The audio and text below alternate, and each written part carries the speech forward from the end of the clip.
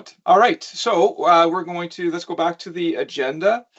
And next up, very anxious to see David Smith talk to us about a project that he is right in the middle of. And again, David, really appreciate you taking the time out of your schedule, especially with that going on, to talk to us this morning. So I'm going to hand things over to you.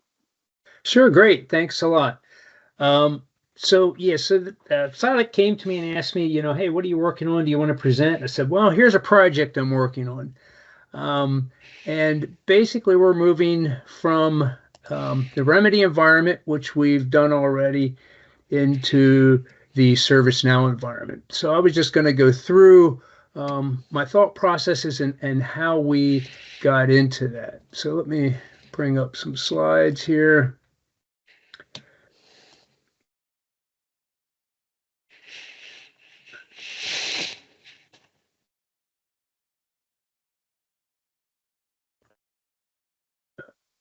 Need a little more window space here.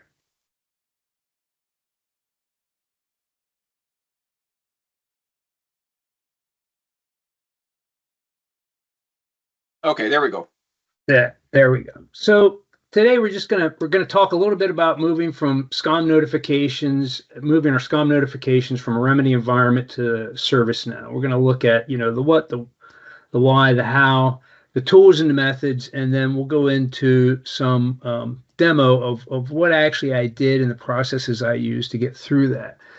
So the why. So we were moving SCOM notifications from Remedy to ServiceNow, and with the Remedy API into Salesforce, I actually used Visual Studio to create C# code, leveraging the APIs from SCOM and from ServiceNow, or from Remedy, and that worked great. I did write it in PowerShell, but it was much slower. With ServiceNow, the way that they designed the API for us, it works much better, and I'm able to do that with PowerShell. And the biggest thing that changed was the support group name. So we have application teams that support all the applications in our environment, and we have created management packs for each of those support groups to be able to create monitors and rules and views and things like that for those. And so we wanted to change that name. In the previous environment, which it still exists today because this is a work in progress, the names go through a translation table, which is just a hash table in PowerShell, to change it from what we have in a registry value to the name that was the queue in Remedy, and now that name for assignment group in ServiceNow is different. So we wanted to change that and clean that up. We looked at the Cookdown ServiceNow connector, which would have worked well, I think, but the organization, WellSpan, that I work for, didn't want to go that route, so they wanted to use the inherent connector within ServiceNow. I talked them into expediting this because they wanted to implement this very quickly. So the time constraints were for a rapid deployment. They deployed this in 4 months. They gave me, SCOM was an afterthought. They didn't realize how many incidents were generated from SCOM. And so I had 2 weeks to get this all ready and deployed. And then that's when I decided it's time for a cleanup. Should they ever go through a change like this, I would have it in a much better position to go through. As we all know, things over time change and we learn more, and so I have an opportunity here to do a lot of cleanup. So what we chose to do was leverage the API with ServiceNow. They configured a point, a URL that I referenced to post and build the incident. So what did we do? So we leveraged a vendor to help us with our ServiceNow implementation, and that vendor built the API connector for us to generate incidents within ServiceNow. And we simply use PowerShell to create that. They've created credentials. Those are supplied and secured within our environment, so they can't be easily read and understood by just looking at plain text files or the code. And so that really helped lock this down. And the only thing that URL will allow us to do is to post incidents and create them. We leverage the command channels within SCOM notifications heavily for creating incidents, for making other decisions when alerts come into SCOM. And we did that, and it's just been a progression over time. This group wanted to see this, wanted to change that, but it wasn't necessarily something that we wanted to do within a SCOM rule or monitor. And that's making decisions of, do we really let this through? Do we want to suppress it? How's it viewed within the SCOM console? Our operations team is a 24/7. And so they review all alerts coming into all groups. And when they generate incidents, they follow up. And we have a whole list of processes we go through. If it's a level 1 being the highest severity, they get called quickly. If it's a level 5, it's the lowest severity, it's next business day. And they follow up accordingly to make sure that someone is looking at these incidents. The support group names are supplied by extending the Windows computer class, and we just added registry values in there that help us assign the alerts. So for example, when we have a, say, disk full alert, it knows which group to go to. As you're aware with SCOM, when you get a disk alert, it just is a standard message that's built into a sealed management pack. We can then use the code to make decisions that say, hey, it goes to this support group, generate the incident, and assign it to that group. So the appropriate group has the incident to look at that. And then, of course, wanted to document all the existing MPs for each support group so they knew what was being monitored, what rules, what monitors, what groups were set up to monitor things that were specific to an application, say a service or a process.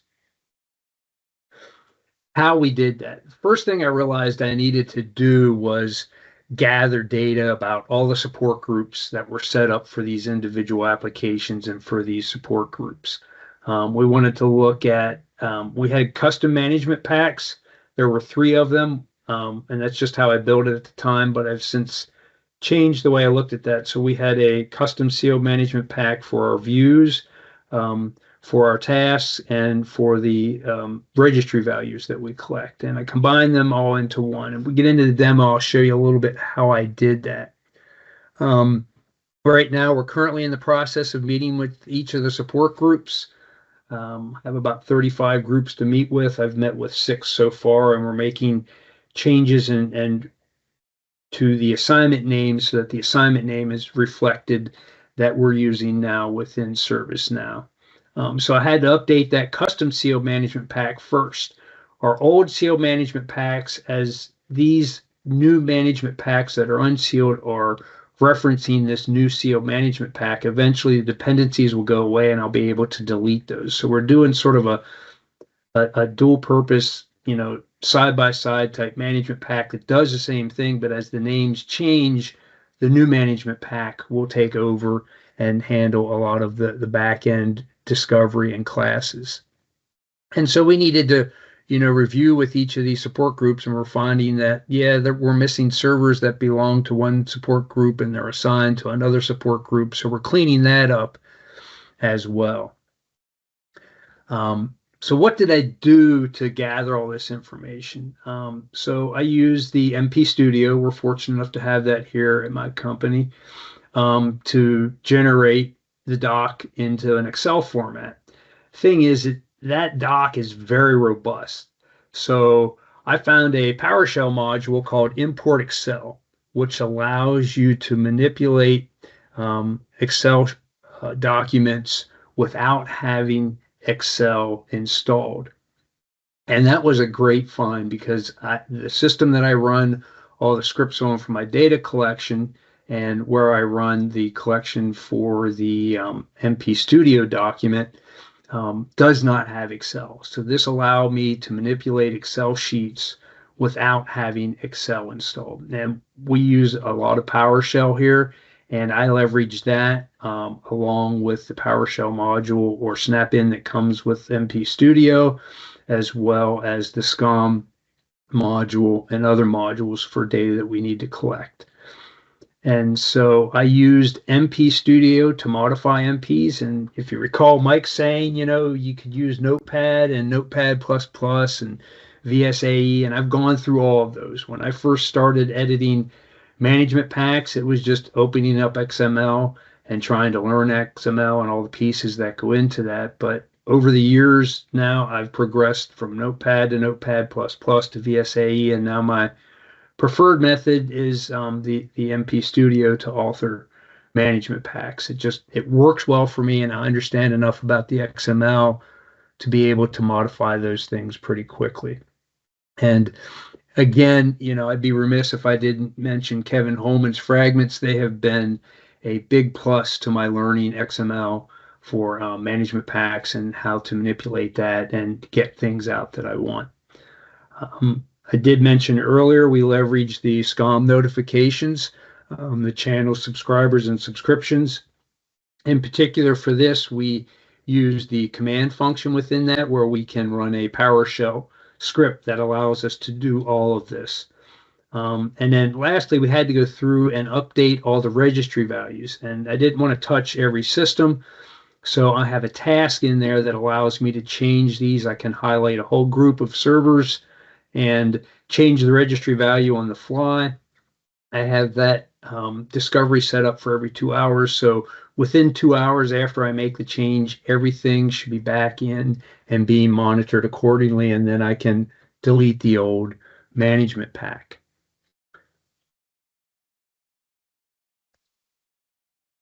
So just want to go in and demo some of the things that we did.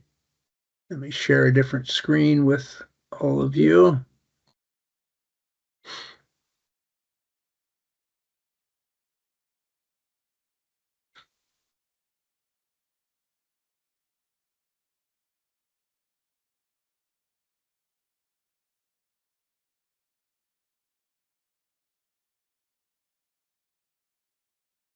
Okay, so how did we go about doing all of this?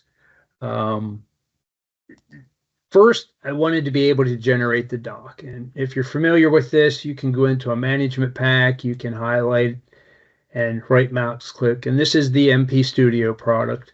And you can just say document and export that to be viewed by HTML or an Excel worksheet. That was okay. But then I'd have to go in and manually, shrink and delete the various columns and reorder the rows and things like that. And that's where the import Excel really came into play.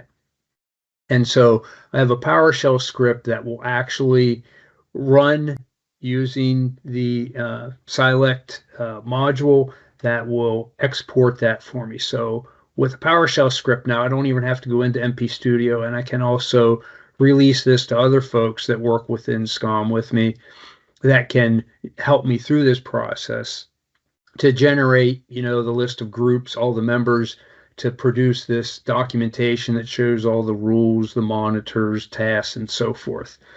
And then we can work with the support groups to say, okay, what do you need? What needs to be changed? What needs to be removed? And so it's a great way for us to handle that cleanup process with each of these support groups. I can also generate group member lists from that. And again, that is just another script leveraging the operations manager module to go out, find the groups for that MP and do that. And the way I did that, rather than build my own GUI front end with PowerShell and XML and things like that, was I just leveraged OutGrid View within PowerShell. And then I can list whatever they want to select. They select it, and it uses that information to go off and produce the data that we need, whether it's, groups, classes, views, whatever. I have different functions written out to do all of that. So I didn't have to each time, trying to remember, oh, I need get class instance, and so forth. So we did that. We use Visual Studio Code for most of our coding. And the reason we do that is we have that linked into GitLab. So what I did is I created my own repository here in our GitLab on-prem to store all the code, get class members by MP, get group members by MP, get my MP details. I can also go in and look at, maintenance mode. Sometimes we get miss alerts and people want to know why. Well, you put it in maintenance mode for 2 hours at that time, and that's why you missed it. So a lot of these are just things I've learned over the years to do with this. And so we leverage that. We leverage pipelines as well. So when I change this, it automatically gets pushed to the UNC for me. So now it's shared with everyone. So after I've tested it, the only drawback I've found so far is I've not been able to get PowerShell 7 working with SCOM. It's still a work in progress. I don't know if it's possible. I have not found a good article yet that tells me how to do that. So if anyone knows how, please let me know.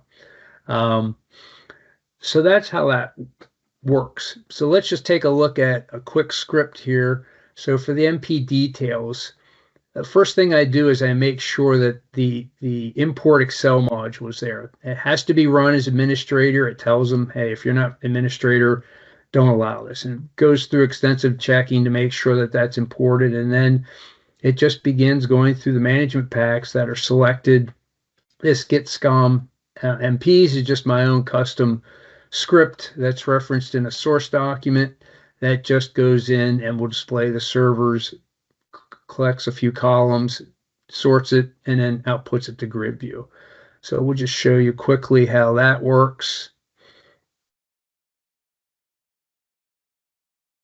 Let's see, is it still my buffer? Yeah, there we go. So I get MP details. I just go in and select one that I want, or you can select multiples. It will allow multiples to be selected.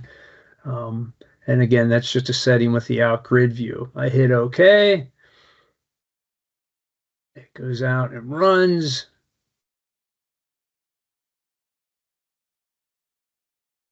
And then dumps that into a data folder. You can see, it's not quite finished yet. Looks like I got some errors in my code. And like I said, this is all work in progress. So you're getting this real and live as I'm doing it. And you see the mistakes I'm making. Looks like I gotta go put some more error checking in there for transforming the Excel data. And so that will work like that. And then they can look at that spreadsheet, review the spreadsheet. And I'll just show you quickly what one of those spreadsheets looks like and how it gets manipulated. Getting ahead of myself. That's not the one I want yet. How about if we do one like this?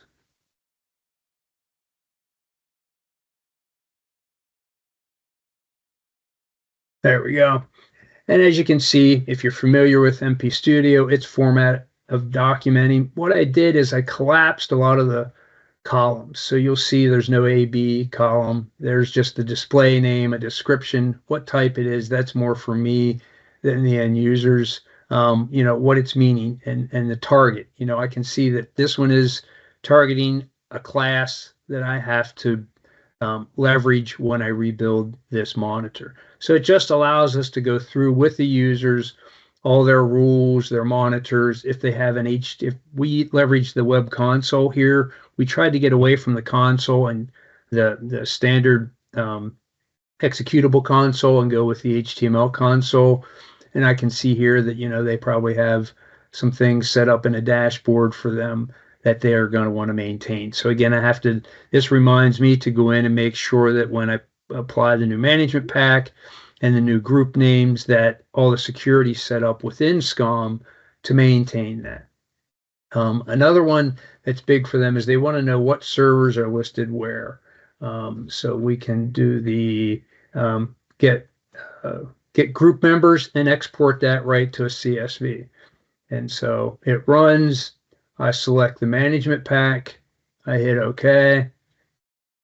And it produces out here. If I refresh, I'm in the wrong folder. That helps. I put it in this folder accidentally. You can see that's created. And that basically is simply dumping out a list of servers and the support group that it belongs to. So I can see all the different support groups that they have in there or the different group names within SCOM that this support group will maintain. We build different little groupings for specific apps that we're monitoring. Maybe it's a process, maybe it's a service, whatever that is we're monitoring. That just tells them that, hey, these servers are in this group and that's what's being monitored. That's the biggest question we get from users is what's being monitored where? Well, if you're talking a group with 150 servers and they're partitioning that up in across 5 applications, it's not something that's easy to do. This gives me a quick visual without going into the console and looking at the groups and the names and cutting and pasting. So this is really just for cutting time and getting to information rather quickly. I talked a little bit about the sealed management packs, and the way that I was able to do that was leveraging this Select MP Studio tool. And basically, I could go into, say I wanted to export the task, and I could highlight that and create a fragment.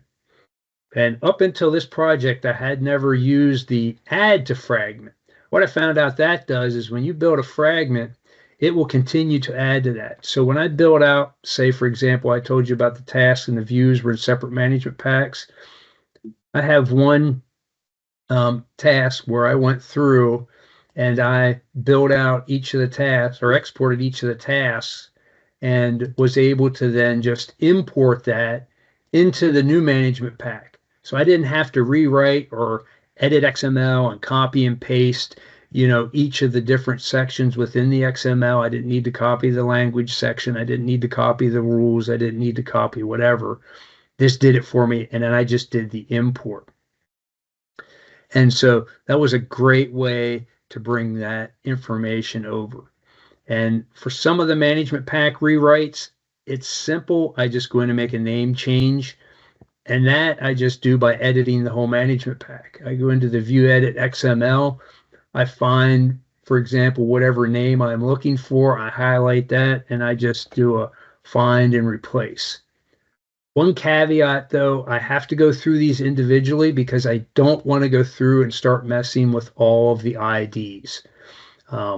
If the ID has the old name, I don't care. It's what the external display name is. So I make sure that when I go through this, that I'm only replacing items that are displayed, not reference IDs. It made it cleaner. After trying that a couple of times, I realized I left spaces in there, and IDs don't like spaces and special characters. Someone in their infinite wisdom decided to put slashes in some of the support group names that are leveraged in ServiceNow, and you have to do some coding within PowerShell to replace those.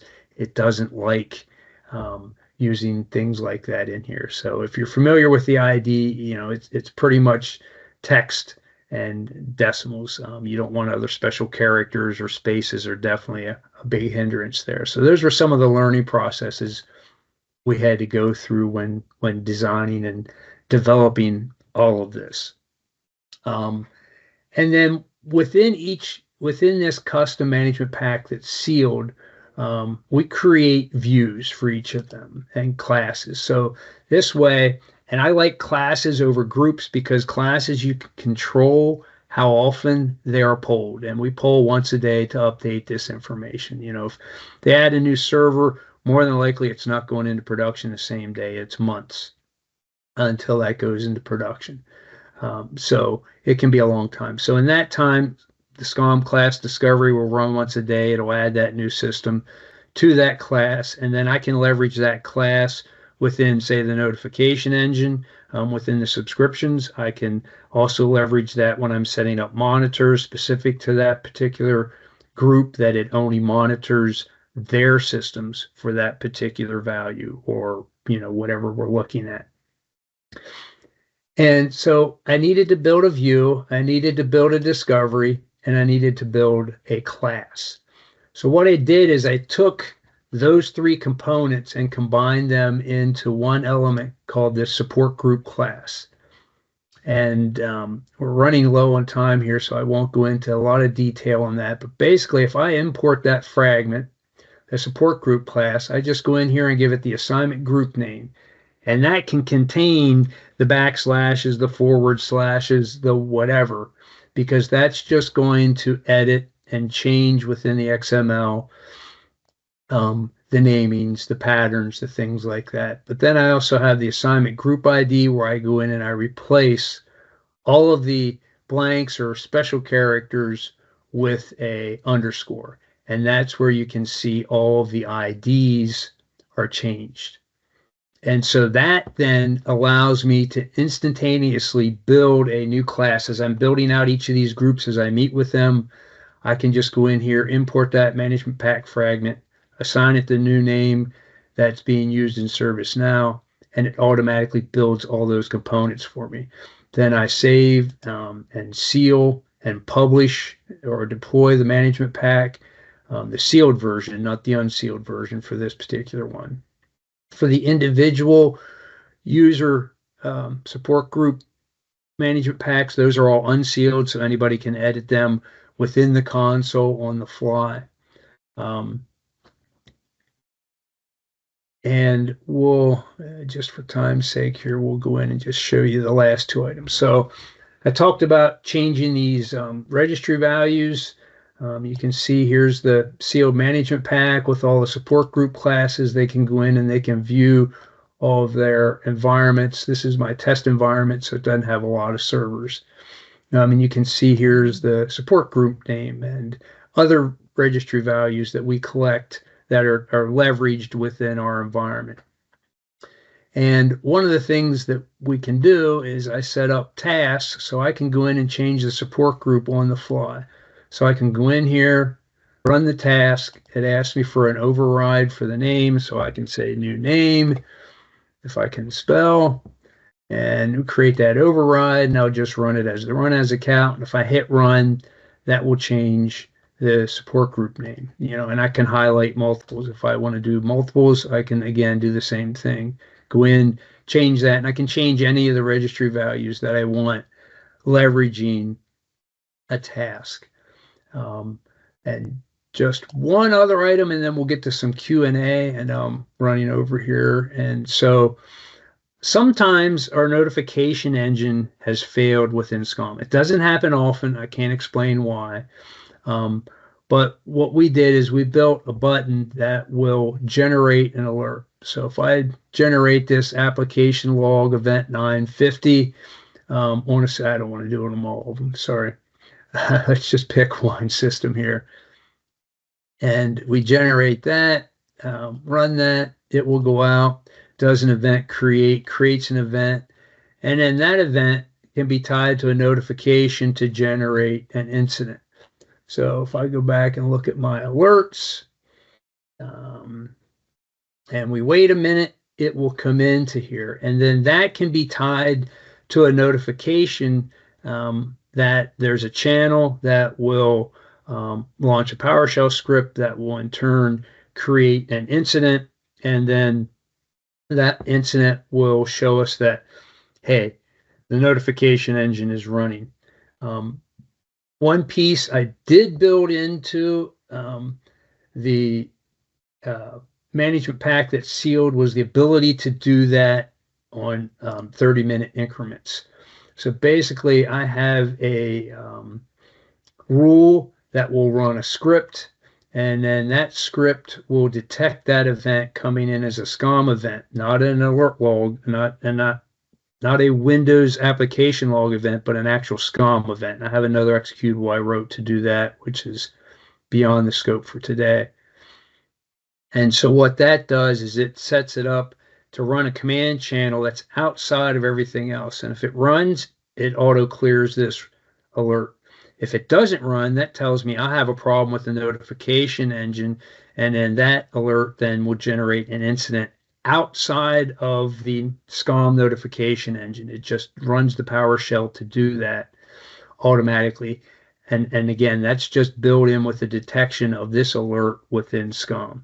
And so that's what we did to try. And I know this was a real high level and I threw a lot of information at you, but it was a very daunting task when I first started thinking about this back in August. But we've done a lot of good work here, and automated as much as we could to try and expedite this process, and also to be able to clearly view each of these support groups management packs to help clean those up and provide a better feed of information into generating ServiceNow incidents. So we'll stop there, and for the sake of time, and take some questions if anybody has any questions. That's a great job, David. Thank you so much. Question. So Kevin and Stoyan and Bob have been very active on answering questions as you've been speaking, which is wonderful. A question just came in though from Philip, which can you show a bit of the incident creation? Okay, that code. Yeah, I think we can. And just so that you know, David, we actually have a break scheduled right now, so feel free to go. Our next session is at 10 o'clock, which is in 10 minutes or so from now, Eastern. So feel free to continue to look at questions and answer them as you can. Okay, yeah, I'll bring up my chat here and look at them. So the code for that, I got to think about this a moment. I got to remember where I put the code. Here we go. Here's a sample code. This isn't the actual code that I put into SCOM for that command channel, but this is where we started from. It's a little more robust than this, but this is a real simplified view of what we did, and it was pretty simple to use the API. If you've ever used PowerShell and APIs, they're pretty straightforward. You can see, and that's a dummy password, so don't try that. But anyway, I've encoded that with base64. It hid the file, and so it's really hidden, and it's tough to get at the credentials. But basically, once you set up your credentials, you build out a header, and this header is just for the ServiceNow API, and you set up your authorization that you pulled in the credentials and build out as a base64 auth. You just set an accept and a content, and then a URL that it goes to, and then we just do a post, and then all of the information for the fields that we want to complete. So for example, the preferred contact method, the description, the short description, category, application, all those different fields go into that payload in the body. And then it is just a simple invoke REST method with your headers, with the post method, with the URL and the body. And then it will return the incident number that's created from that. And then we just get that out to find the incident, which actually gets published into the alert within SCOM in the ticket ID field. In addition, we put the owner into, let me see if I have a sample here. We put the owner in, oh yeah, I do have one here. So we can see the incident. This is me testing. I just created a dummy number there. That's not a real incident number. And we can see that it goes to support group TS Windows, and then we put that level. You saw that, maybe saw that service level, gold, silver, bronze.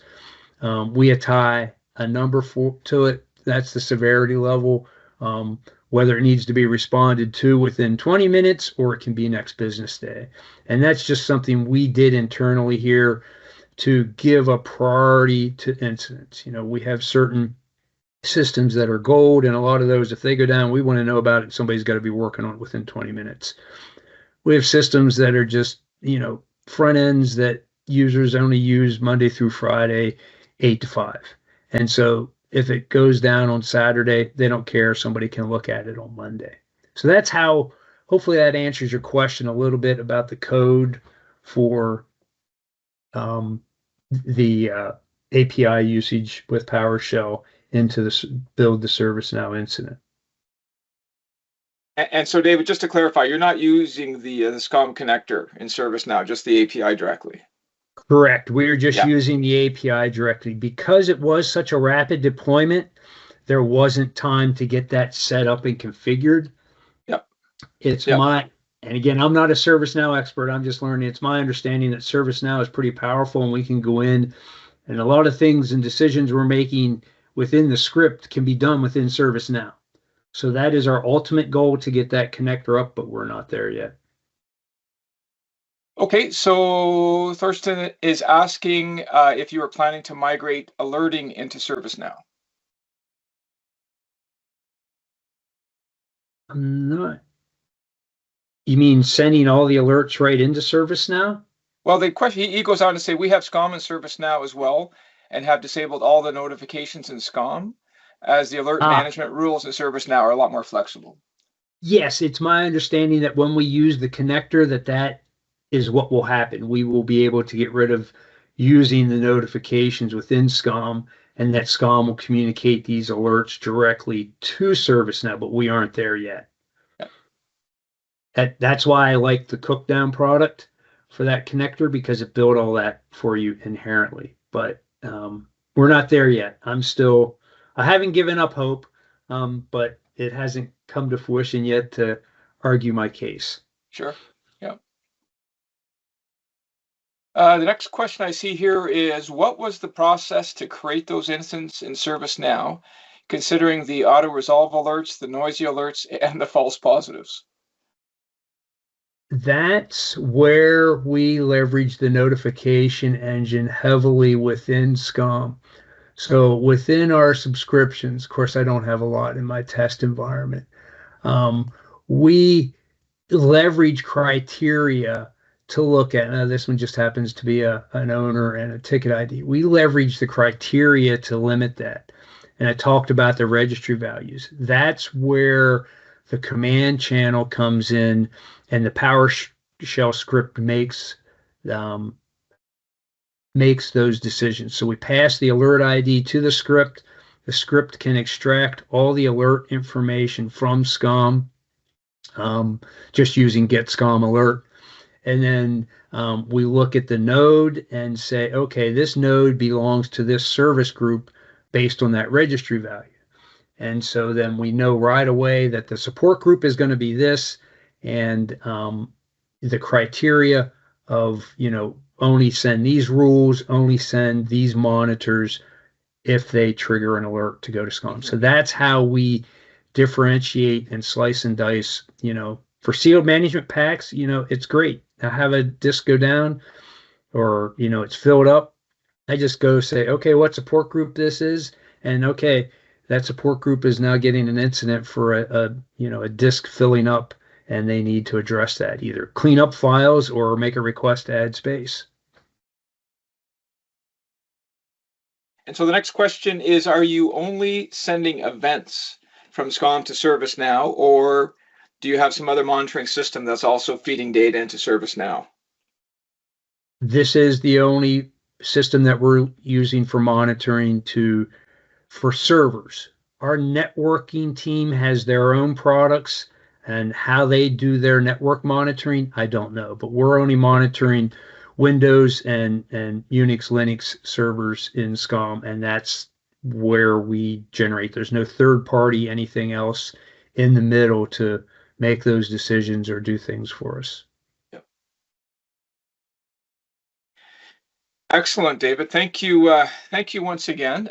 Maybe what I could ask you to do, we are coming up to the top of the hour, so maybe what I could ask you to just take a look at the questions in the chat window, see if there's anything I might have missed. Yeah, sure. And yeah, take a minute if you don't mind, and respond. And thank you so much. That was a great session. Obviously, a lot of interest in your work with ServiceNow, and sort of some of the, not just the technology, but likely also some of the sort of the workflows that you have to go through to engage these groups and get things moving. So once again, I'm sure you're very busy these days, and we really appreciate your time. Sure, it's a pleasure. Thanks, everybody.